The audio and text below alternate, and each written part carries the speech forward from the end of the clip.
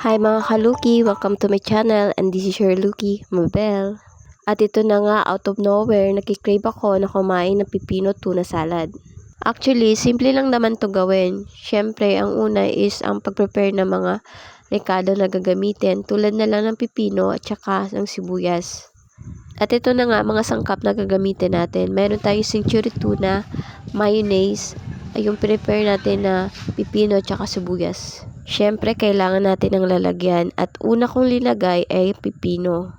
Kung napapansin nyo, instead na kutsilyong gamitin ko is scraper ang ginamit ko kasi I prefer na gamitin iyon. Yung resulta niya kasi is manipis.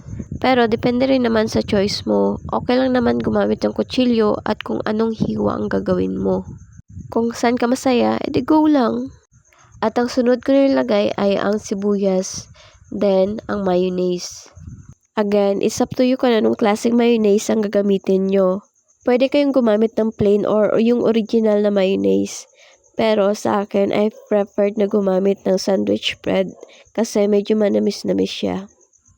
Then, nagdagdag na po ako ng paminta. Depende po sa inyo kung ano karami ang lalagay nyo. At kung gusto nyong dumagdag ng asin, okay lang din naman basta pasok sa inyong panlasa.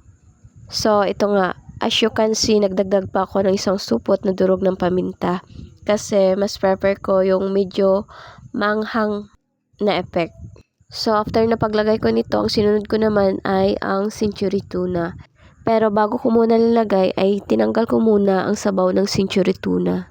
Ito nga, century tuna na budget size lang ang ginamit ko. Kasi isang piraso lang din naman ng pipino ang ginayat ko. Pero depende sa inyo kung anong klaseng tuna ang gagamitan nyo. So, ito nga, menekos-mekos ko lang, then tapos na. Yun lang kasimple gumawa ng pipino tuna salad.